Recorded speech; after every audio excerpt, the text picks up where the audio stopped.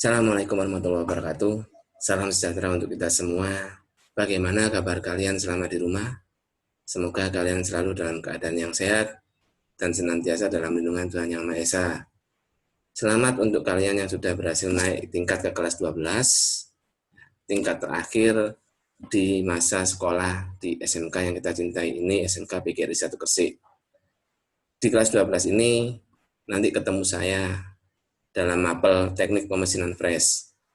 Di sini nanti untuk pertemuan pertama ini, Pak Helmi sedikit mereview beberapa hal yang kalian kerjakan selama kemarin kelas 11 yang mungkin banyak terpotong waktunya karena prakerin, dan terpotong juga waktunya karena kondisi pandemi yang sekarang ini.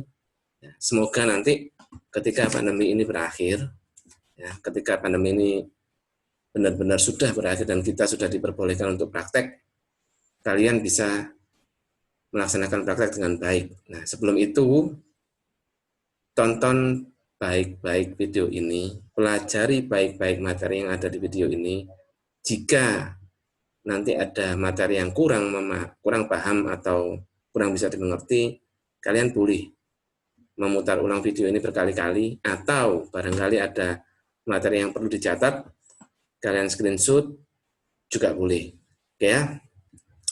Kita mulai untuk pertemuan pertama ini. Jadi tidak terlalu terburu-buru ya. Kita akan mereview saja untuk pertemuan pertama ini. Teknik pemesinan fresh hanya mengingatkan lagi kepada kalian, setelah mempelajari kompetensi dasar ini, siswa diharapkan dapat 1, memahami prinsip dan kegunaan dari mesin fresh. Ya, mungkin yang kalian kerjakan selama kelas 11 kemarin hanya sekedar praktek, tanpa mengetahui prinsip kerja mesin fresh itu bagaimana, cara memutar pahat dan benda itu bagaimana, nanti kita akan review lagi di sini.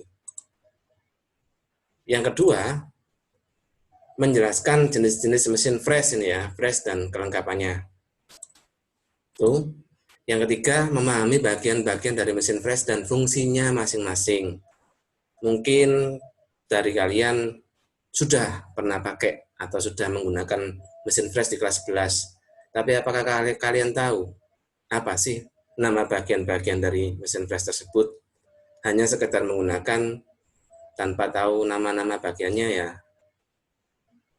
saya rasanya kurang lengkap ya. Prinsip kerja mesin fresh.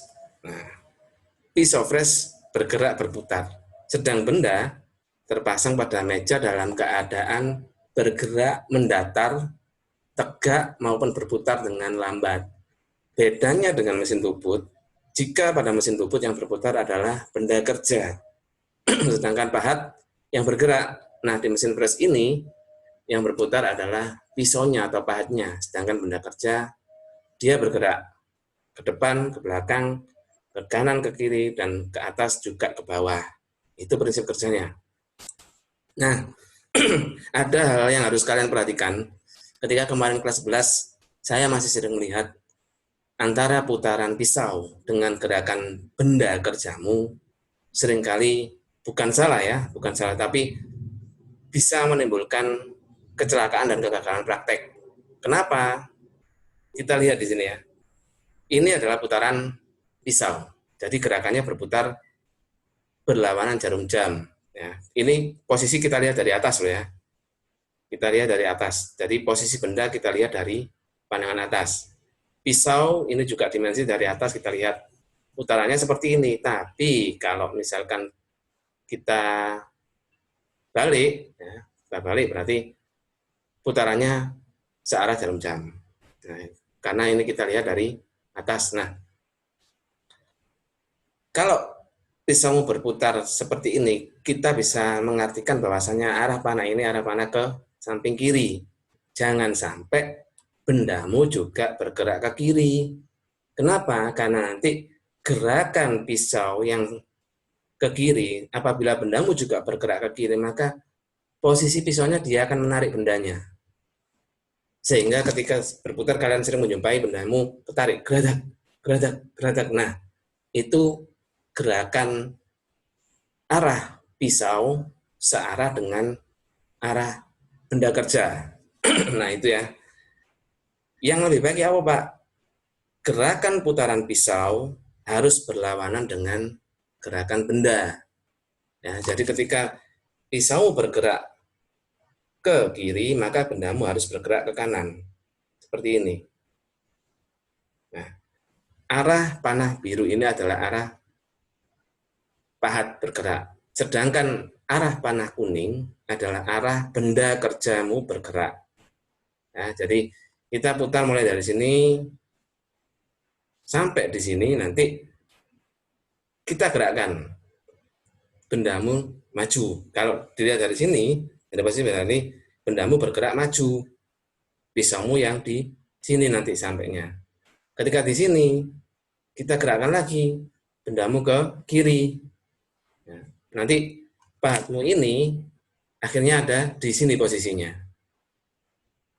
Ya, jadi ketika pahatmu bergerak ke kanan, maka arah benda kerjamu harus ke kiri. Ketika arah pahatmu bergerak ke belakang, ini ke belakang ya, bukan ke bawah. Ini ke belakang, maka bendamu harus bergerak ke depan. Nah, terakhir jika arah pisau atau arah pahatmu bergerak maju, ini maju bukan ke atas ya, maka bendamu harus bergerak ke belakang. Jadi antara gerakan pisau dengan gerakan benda tidak usahakan ya, bukan tidak boleh. Sebenarnya boleh saja. Kalau misalkan kondisi mesinnya benar-benar baik dan prima, tidak ada masalah. Tapi kalau kondisi mesinnya kurang, itu nanti resikonya bendamu yang ketarik. Sehingga apa? Gagal. Gagal dan bisa menyebabkan pisau presnya patah. Itu resikonya jika arah gerakan pisaumu dengan arah benda kerjamu searah. Pak Helmi tidak melarang loh ya, jadi tapi lebih baik, bukan istilahnya tidak boleh, tidak. Lebih baik, alangkah lebih baik jika gerakan pisau dan gerakan benda kerjamu berlawanan. Jadi tidak searah, untuk meminimalisir resiko kegagalan ketika kalian mengerjakan benda kerja. Ya, arah penyayatannya seperti ini. Bagian mesin press, ya, ini yang akan saya sedikit review ketika kalian kelas-kelas kemarin. Nah, yang pertama, alas mesin.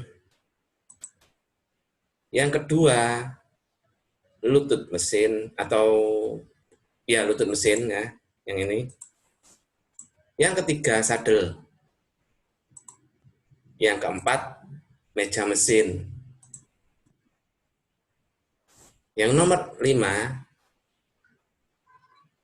badan mesin. Yang nomor 6, lengan mesin. Fungsinya apa, Pak? Masing-masing bagian ini. Kita lihat di slide selanjutnya. Yang pertama, alas mesin untuk menumpu seluruh beban yang ada pada mesin. Jadi, alas dia tadi ada di bagian paling bawah, jadi sebagai dudukan dan juga menumpu atau penumpu beban yang ada pada mesin, baik beban mesin sendiri ataupun nanti beban pekerjaan dan juga beban benda kerjanya. Lutut untuk menyangga sadel mesin, ya, dia bergerak naik turun. Nah, jika selama ini kalian bekerja praktek, kalian istilahnya melakukan penyayatan pertama, setting pahat kalian sentuhkan pada benda kerja dengan cara menaikkan. Nah, yang kalian naikkan itu namanya lutut mesin. Dia hanya bergerak naik turun. Ya, dia hanya bergerak naik turun, itu lutut. Sadel mesin atau dudukan meja. Untuk menyangga meja pada mesin fresh, dia bergerak maju mundur. Jadi yang selama ini kalian gerakkan maju mundur, ketika kalian melakukan penyayatan, itu namanya sadel. Yang hanya bergerak maju mundur. Ya.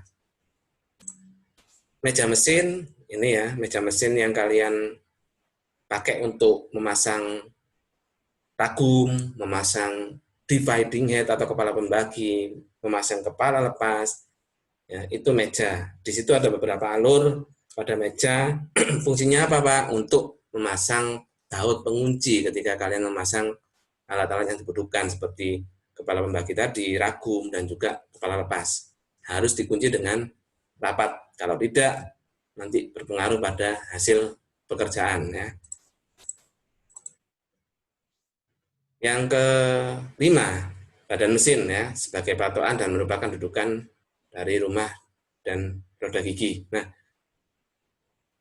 patokan dudukan dari rumah dan roda gigi apa ini, Pak? Roda gigi pengatur kecepatan. Jadi pada badan mesin di situ ada tombol-tombol kecepatan yang harus kalian setting sesuai dengan yang kalian butuhkan ya, sesuai dengan diameter pisaunya, sesuai dengan pekerjaannya, jenis bahannya, itu kalian tentukan di situ. Nah, yang terakhir lengan mesin sebagai tempat pemasangan bahan ketika kita melakukan pekerjaan roda gigi. Nah, lengan mesin yang bagian atas press itu namanya lengan. Ketika kita melakukan pekerjaan penyayatan biasa, biasanya lengan mesin kita dorong ke belakang. Kita pasang dengan kepala, ya, kepala press atau kepala tempat arbor sebagai kita setting end mill atau pahat. Nah, ketika kita melakukan pekerjaan roda gigi yang nanti akan menjadi job kalian selama kelas 12, kita akan men-setting bagaimana caranya menyetel pisau, menyetel arbor, menyetel lengan mesin, sampai pada menghitung roda gigi. Bukan hanya roda giginya, tapi bagian-bagian roda gigi mulai dari diameter luar, diameter tusuk, kisar, pitch, dan lain-lain ya. Jadi makanya benar-benar diperhatikan selama saya memberikan materi. Jika kurang paham, silakan kalian ulang lagi videonya, boleh kalian screenshot, kalian catat, boleh terserah. Ya. Yang penting kalian nyaman, yang penting kalian enjoy. Nah ini perlengkapan. Tadi saya bilang dividing head. Apa sih dividing head itu? Nah bentuknya seperti ini nih ya. Jadi mungkin kalian yang baru tahu, oh ikut apa jenenge dividing head. Ya ini namanya dividing head atau kepala pembagi. Fungsinya apa? Untuk membagi sudut benda kerja yang akan dipres sehingga menghasilkan pembagian yang sama. Ini umum ya. Iya cara nih, di sini ada skala. Satu lingkaran ini dia nilainya 360 derajat. Kalau di sini definisinya menghasilkan pembagian yang sama, kita bisa membuat segi 6, segi 3, segi berapa beraturan dengan membagi skala 360 ini ke dalam benda kerja yang mau kita buat. Itu untuk membagi segi N sama rata atau sama besar. Nah, piringan ini buat apa, Pak? Ini nanti yang kamu hitung. Nah, ini nanti yang kamu hitung ketika kalian mengerjakan roda gigi. Perhitunganmu harus sesuai, perhitunganmu harus pas. Kenapa? Jika nanti dalam pengerjaannya, ketika kalian memasukkan tuas ini ya, tuas yang ini, lubangnya selisih satu saja dari hasil perhitungan kalian, maka roda gigi kalian bisa gagal. Awalnya bagus, hasilnya sama, jaraknya sama, tapi bisa dipastikan dalam satu titik atau pada roda gigi terakhir, dia akan menjadi tipis atau paling tebal. Ya. Jadi roda gigi terakhir yang kalian sayat itu tidak akan sama ukurannya dengan roda gigi yang lain ketika kalian memasukkan tuas ini dalam lubang yang salah, tidak sesuai dengan perhitungan kalian. Lupa berarti kudu teliti, iya betul. Harus benar-benar teliti dan presisi, termasuk pembubutan bahan yang akan kalian kerjakan. Tidak boleh terlalu melebihi dari nilai toleransi yang diwajibkan. Itu ya. Yang kedua, teleskop. Hampir sama bentuknya dengan kepala lepas dibubut. Fungsinya juga sama untuk menahan benda kerja yang akan dipres bila benda kerja dipasang antara dua senter. Dua senter apa ini? Yang satu dividing head tadi, yang satunya adalah senter ini. Ya. Arbor. Nah, mungkin kalian bertanya-tanya, apa sih Pak arbor? Apa sih fungsinya? Nah, kalau kalian sering memasang end mill di sini, maka kalian akan melihat pada bagian ujung ini ada yang bentuknya tirus atau sudut. Fungsinya apa? Dia untuk dimasukkan ke dalam lengan mesin ya, atau kepala mesin tadi, dan di sini dipasang end mill atau pahat-pahat yang kita perlukan ketika kita melakukan pekerjaan. Ini fungsinya arbor. Adaptor sama dengan arbor fungsinya ya. Jadi untuk adaptor tadi, jika kalau arbor tadi bentuk pisaunya lurus, tapi kalau adaptor bentuk ujung pisaunya itu sudut atau tirus, itu dimasukkan ke adaptor. Sehingga dia auto rapat ketika kita memasukkannya ke dalam adaptor. Terus adaptor dipasang nanti Pak, sama dipasang pada kepala mesin flash ketika kita mau melakukan penyayatan. Jadi masuknya di tempat yang sama dengan arbor. Nah,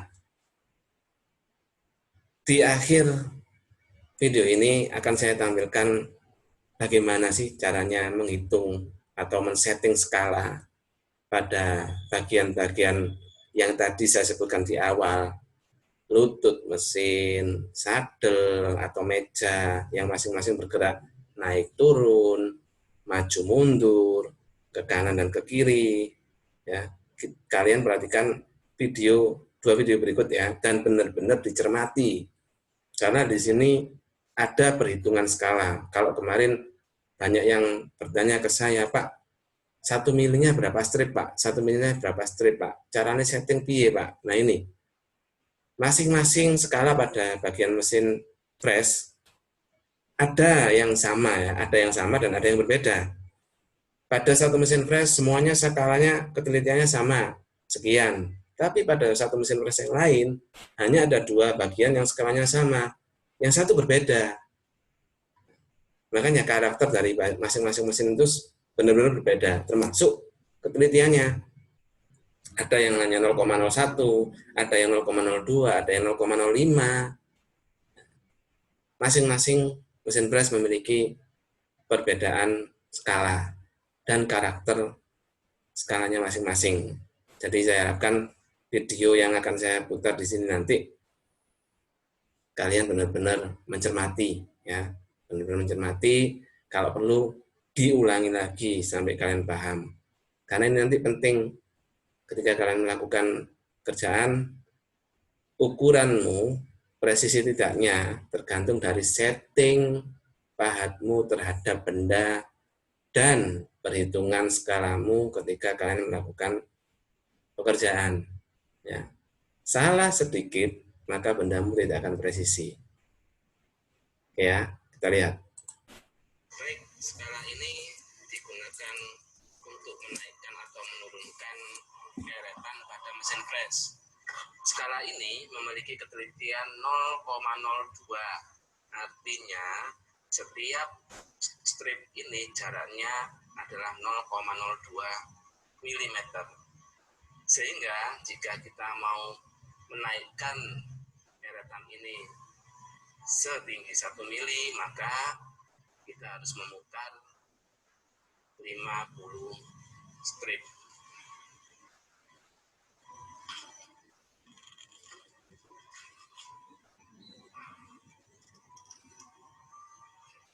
Lihat 0,6, 0,8, 1 mili. Nah, 1 mili di sini hasil dari perputaran 50 strip dari skala 0 yang awal tadi. Itu untuk deretan naik dan turun. Sekarang kita lihat skala di deretan melintang yang digunakan untuk menggerakkan deretan atau meja flash ini maju dan mundur. Kita lihat ketelitiannya sama. Di sini 0,02 mm. Artinya setiap strip dari skala ini besarnya 0,02 mm. Berarti kalau kita mau menggeser deretan maju atau mundur sejauh 1 mili, maka sama, kita harus memutarnya sejauh 50 strip. 10, 20, 30, 40, 50.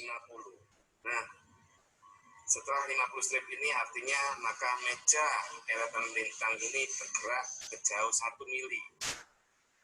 semua deretan yang ada dalam mesin flash ini dalam settingnya pahat flash harus menyentuh benda kerja kalian terlebih dahulu, kemudian atur skala ini pada posisi 0.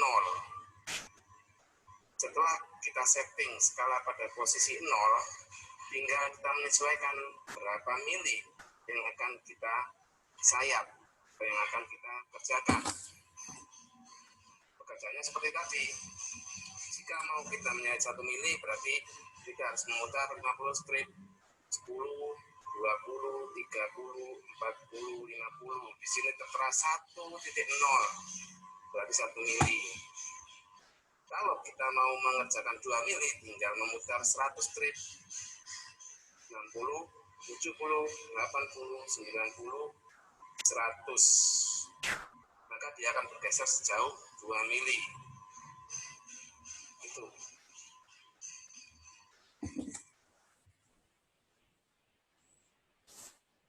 Oke ya, jadi itu satu contoh perhitungan skala yang terpenting, ya, yang paling penting adalah ketika kalian setting pahat, pastikan pahat menyentuh benda kalian terlebih dahulu, baru setting skala pada posisi 0. Kita saksikan video yang kedua untuk skala pada meja mesin. Nah, skala di sini adalah skala yang kita gunakan untuk menjalankan meja press secara memanjang atau penyayatan panjang. Sama dengan dua skala yang lain, ketelitiannya 0,02 di sini. Artinya, jika kita mau menggerakkan meja ini memanjang sejauh 1 mili atau kita melakukan penyayatan 1 mili, berarti kita putar sejauh 50 strip, 10, 20, 30, 40, 50. Maka meja ini bergerak 1 mili. Jika mau menyayat 2 mili, kita tambah lagi 50 strip menjadi 2.0 nantinya. 60, 70, 80, 90, 100. Nah, 2.0 artinya meja press ini kita gerakkan sejauh 2 mili. Sama dengan dua skala yang lain, penyayatannya dilakukan setelah kita setting 0 ketika pahat sudah menyentuh benda kerja. Kita setting terlebih dahulu, baru kita jalankan sesuai dengan ukuran yang mau kita sayat, entah itu 1 mili atau 2 mili. Jadi itu ya, yang harus benar-benar kalian ingat-ingat, harus benar-benar kalian cermati, agar ketika kalian bekerja praktek atau melakukan penyayatan, kalian tidak perlu lagi ragu untuk menggerakkan pahatmu sesuai dengan berapa mili yang akan kalian kerjakan. Itu ya, jadi untuk pertemuan pertama ini, Pak Elmi rasa sampai di sini dulu ya. Setelah ini, kerjakan tugas yang ada pada Google Classroom ini paling lambat jam 12 siang. Lewat jam 12 siang, saya akan untuk respon kalian ya. Sekian, jika ada salah kata dalam penyampaian dan merasa kurang nyaman dengan penyampaian saya, Pak Elmi mohon maaf yang sebesar-besarnya. Ya. Wabillahi taufiq wal hidayah. Wassalamualaikum warahmatullahi wabarakatuh.